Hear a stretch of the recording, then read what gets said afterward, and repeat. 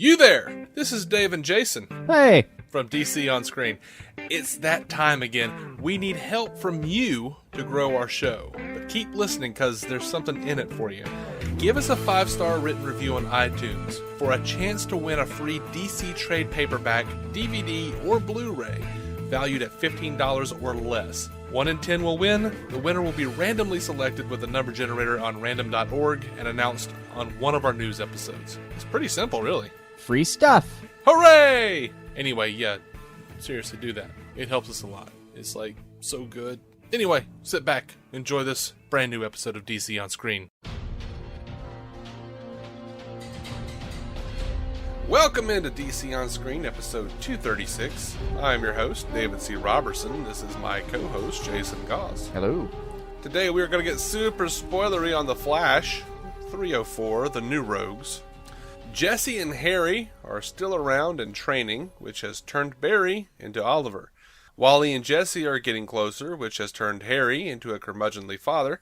Cisco, Caitlin, and Harry agree that Harry will need to leave soon and must be replaced, which turns their group into a trans-dimensional fishing expedition.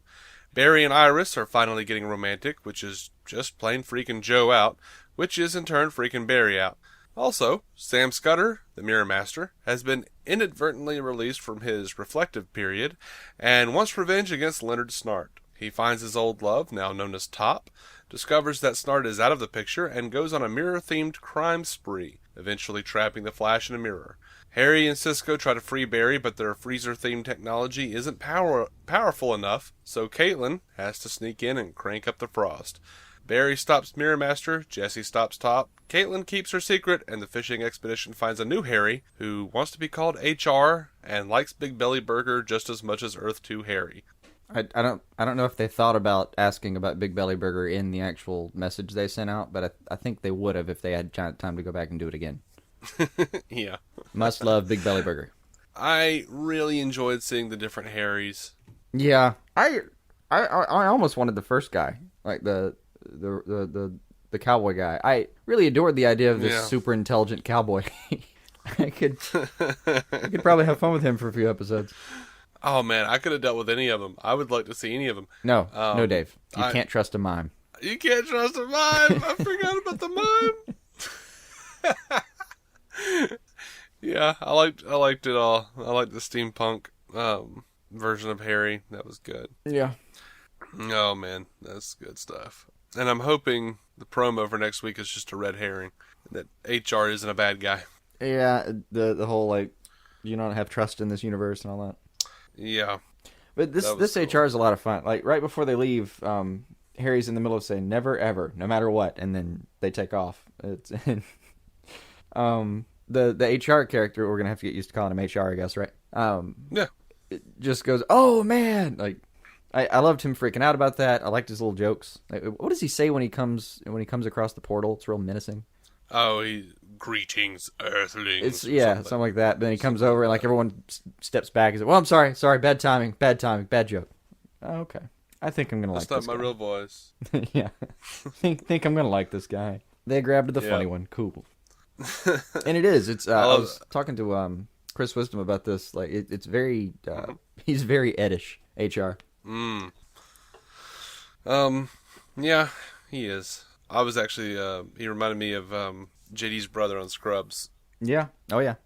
Who does in turn remind me of Ed. They, like, that version of Kavanaugh's performances is the reason I started, when I knew he was coming on the show, I got super excited because I'm like, oh, man, we get to have Ed and the Flash? Mm-hmm. Awesome. Which, all those characters played by Tom Cavanaugh, in case someone out there doesn't know. I actually just saw a short film called Sidekick that Tom Cavanaugh was in. He played the bad guy, sort of. It was well, definitely, but it was somebody from Once Upon a Time. I don't watch that show, so I don't really know that. But and Emily Bett Rickards from Arrow, and Tom Cavanaugh, and it was sort of a superhero film. Oh. But it was like superhero as a metaphor, like. The actual story was about a dad explaining to his son that he's got terminal cancer and he's going to die soon. And but in the superhero segment, it's like Tom Cavanaugh is cancer, or Darkman, and the dad is Captain Strong, and he's always saving the damsel in distress, which is Emily Bett Rickards, the mother. And then, like, he's actually telling the son the story of the time that Captain Strong can't win, and he actually gets killed. And as he's dying, he brings in his sidekick, who's a little kid who's going to save the mother from now on. It's just... I got a little blubbery. That sounds super touching. Yeah, but Kavanaugh did a great job, as always. Right. Anyway, on over to this episode of The Flash, though. Back to the actual Flash. Back to The Flash. Really phenomenal lines on this. And man, as brief as it was, how nice was it to see Snart again? It was nice. It was a lot of fun. And then do a little name check with him, like, dude, Snart left with some of our friends on a trip. On a trip. Mm-hmm. I mean, and all the stuff with Joe and Barry, as good as it always is. Mm-hmm. Mm-hmm. Like, and poor Barry trying to explain to Iris, he's like, he's our Joe. Yeah. She just walks away. Let me know how it goes. He's like, it's gonna be awkward, so just trails off. That was great. You poor bastard. I don't envy that conversation. Yeah. I did laugh when he says when Barry told Jesse never run in blind. I've become Oliver. Mm-hmm. That was amazing. That was great. Got to case the point. You got to, yeah. I like there's a whole multiverse of Harrison Wells. You want one? Go get one. Right. That was fun. This satellite is our fishing pole. Oh, and Cisco says, like, you put a riddle in there or something like that. How dare you, sir? I'll skip right to the best line of the episode and maybe the season so far. Not sure I can handle another Wells with your bedside manner. I care for you too, you jackwagon. God, I love that. I was hanging out with Matt Carroll of the Marvel Cinematic Universe podcast. I was hanging out with him when we watched this episode together, and we like rewound that. We laughed so hard, like we didn't hear anything that happened after that. It was fantastic. That was great. Oh man, those two have come a long way in their bromance. I care for you too, you jackwagon. You jackwagon. Oh shit. So the woman who's clearly into Joe, and at the very end asks him out, and he's like, "No, I've got movie night with my kids." I don't know who she's gonna become, but I did write down, Joe, #get it. Right. Right. I was disappointed when he did not #get it. I mean, come on, man. What does he say to Barry too? Like, you're not the only one who gets nervous around here. Yeah. I come to think of it, I don't think we've ever actually seen Joe attempt dating, have we? No, and I don't know why. Apparently because he gets super ass nervous and doesn't actually ask people out.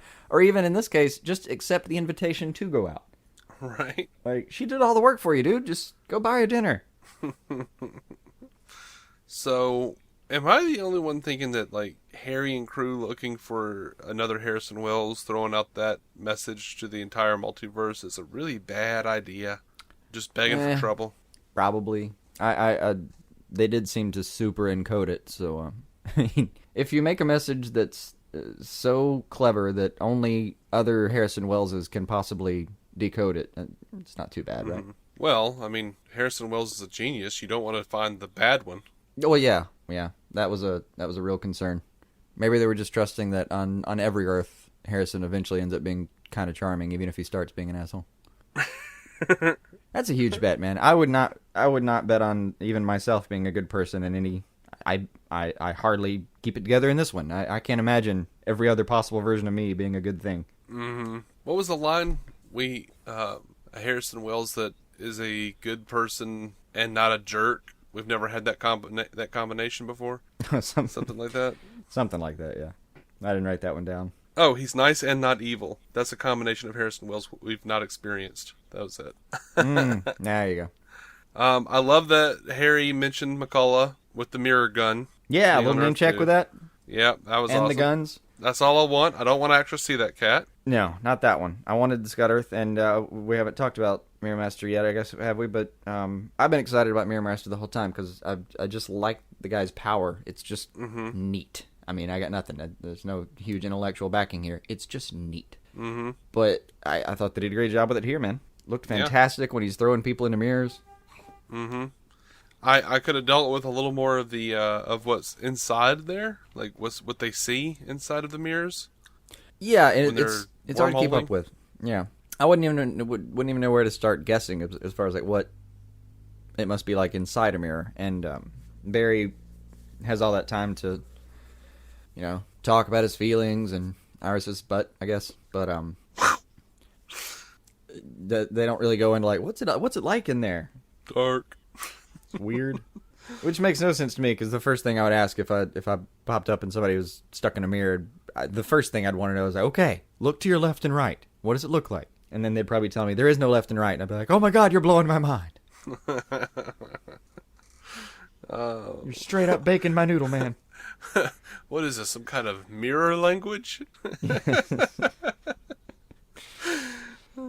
It's funny. What else did they have in there? Oh, cute little nod when they're we've got HR now. He's introducing the crew. This is Cisco Ramon. He can do anything. Mm-hmm.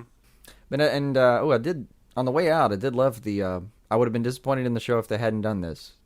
Harry would know that his machine wasn't up to doing what it actually accomplished. He would know that. Absolutely. So I was going to be really disappointed with him if he hadn't stopped Cisco and said, "Look, man, you need to look into this." But sure enough, the show does what we expect of it: overachieve every day.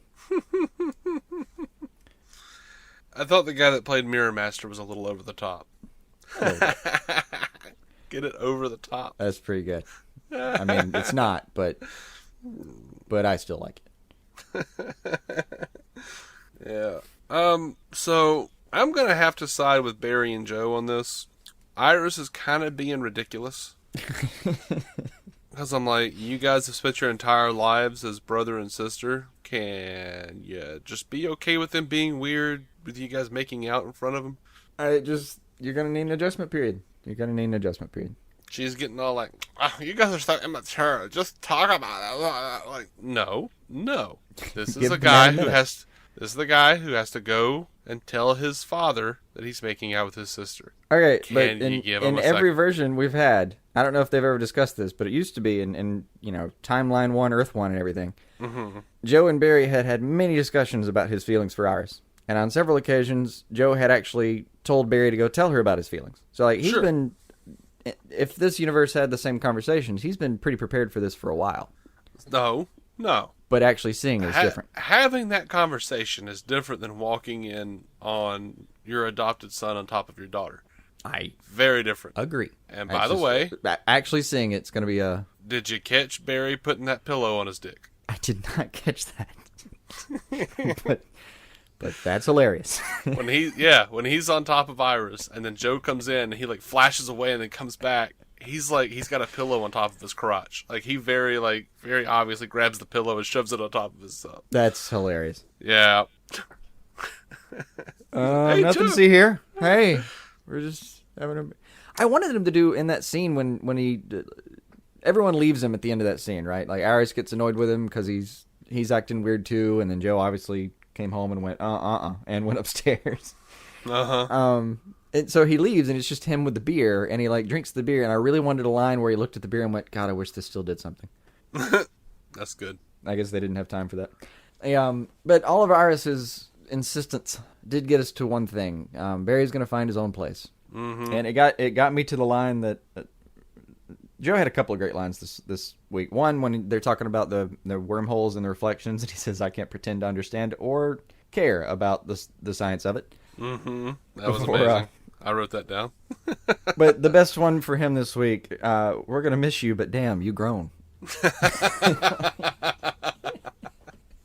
Like, dude, I mean, we're going to visit and everything, but I want my house. Yeah, that was good. Super impressed with that. And we're creeping ever closer to Caitlin not being able to keep her secret anymore. Mm-hmm. Which, by the way, if I remembered correctly, I don't know if it's still true of this timeline. Barry had his own place and then moved back. I remember something like that, but I can't. For my life, I couldn't tell you when and what circumstances. Because there was a whole thing about, or maybe he didn't move back. I thought he moved back though for some reason with Joe. I don't recall it. Sorry. Okay. Well, somebody out there let us know, because I'm pretty sure that happened. But I like the infinite reflective loop. That was a cool trick. I meant That to was a look lot up. of fun. There was an effect they named. I meant to look it up to see if they were. The Drosta effect, I think it was what it was called. Maybe. Every now and then this happens with the Flash. I'll mean to go back and do something, but then the rest of the episode is kind of so good that I just keep watching instead, and then forget to go back. That's a real thing. I should totally pause that. And oh, never mind. I'm going to keep watching. Yep. So many notes undone.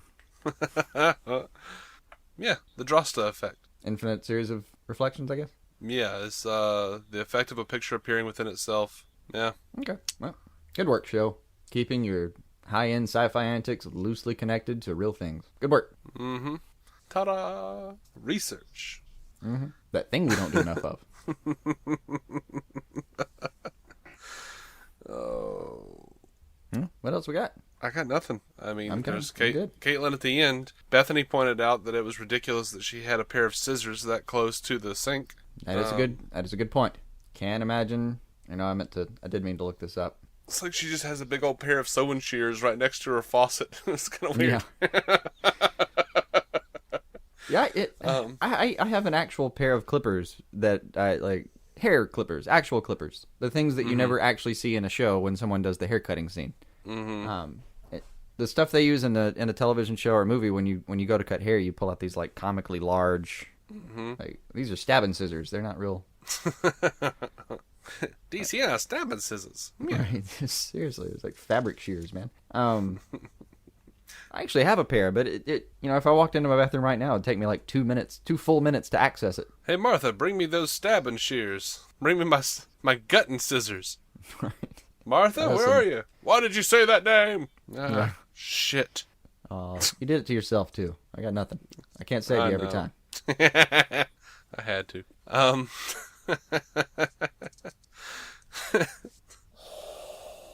It's gonna take a lot of lipstick to cover up her lips too. Why would you cut your hair? Just tell people you just dyed your hair. Or just actually dye it. Re-dye it. Or just actually dye it. Yeah. Head to the store, get some dye and some different colored lipstick, and I mean you're gonna wanna apply something kind of dark, I'd think, over that blue. My question is, why is she trying to hide it? Like, everyone on the damn show is a meta at this point. Who cares? Well, that's the part we've never understood. Like, if I suddenly manifested superpowers, I'd be in the middle of the street screaming about it. Which is one of the reasons gathering I really crowds enjoyed... around. Look what I can do! Right. Which is one of the reasons I really enjoyed Legends. Like, Nate's reaction to being a superhero was just exactly what I wanted. Just right. Exactly what you really would do. Like, yes! I would be. I swear to God, I would be renting like those planes with the banners that come out of the back. Jason has superpowers now. Please contact at so and so if you need saving. Well, I mean, we wouldn't do that because you'd have to think about like, what is the government going to do to you? You know, you don't. I would not have. In my excitement, I would not have the restraint. No way. Yeah, I would.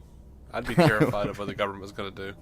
And depending on what the power was, I might also be thinking, bring it on, government. All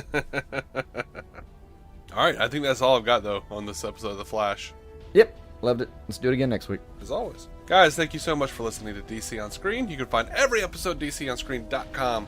Make sure to subscribe to us on iTunes, Stitcher, Google Play, wherever pods are caught. Proud members of the Giant Size Team Up Network, GiantSizeTeamUp.com. We're going to be coming back with a super spoilery review of Arrow 504 Penance.